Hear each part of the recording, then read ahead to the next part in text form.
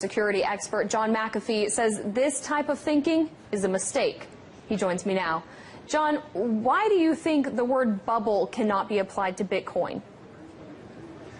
Well, first and foremost, Bitcoin is not a fiat currency. It costs over $1,000 to create a Bitcoin today in electricity and computing costs. Second, the value of Bitcoin is linked to the number of users and the number of transactions. It is not a speculative investment, even though it is being used as such by many people. As the Bitcoin network grows, the value of Bitcoin grows.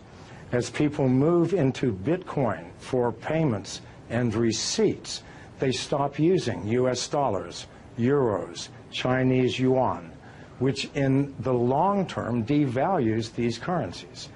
So what you're seeing is more of a currency devaluation than a bubble in Bitcoin. As more people use it, it has more intrinsic value.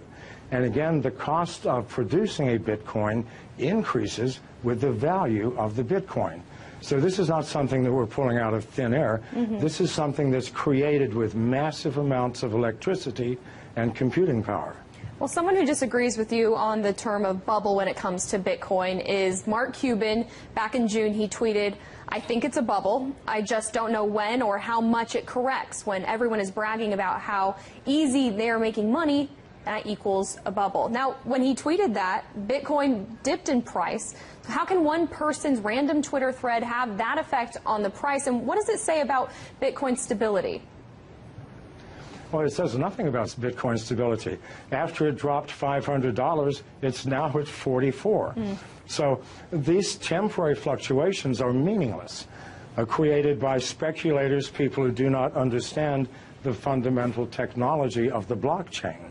Those who do know that in the long term, these fluctuations will make no difference.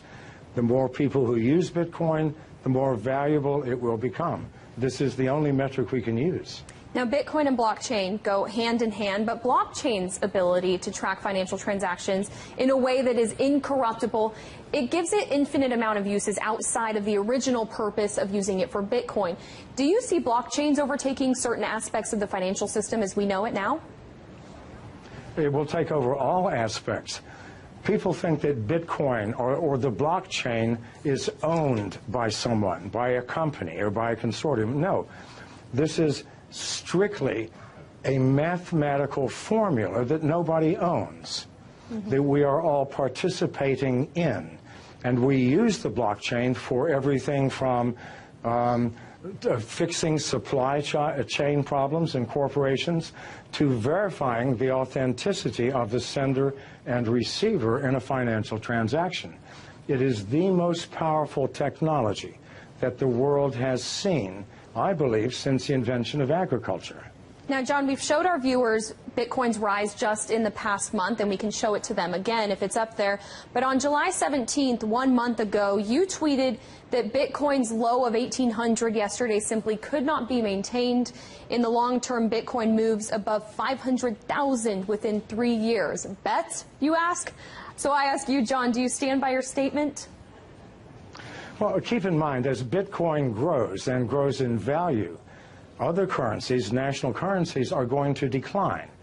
So the advantage to using Bitcoin, the advantages are huge. If I do a wire transfer, it'll take me 24 hours. If I do a Bitcoin transfer, it takes me 30 seconds. It is instantaneous. I know people who do not use any other currency now other than Bitcoin. They buy their houses, their cars, everything using Bitcoin by connecting to other users who sell the things that they need. As more and more people use this, what will happen to national currencies? They will obviously devalue. They have to. So that 500,000 includes a massive devaluation in the US dollar, which absolutely has to come if Bitcoin continues to grow at its current rate. Well, it's certainly a community effort, and the Bitcoin community and for other cryptocurrencies, it's only growing. John Mcafee, founder of Mcafee Incorporated, thank you so much for your thoughts today.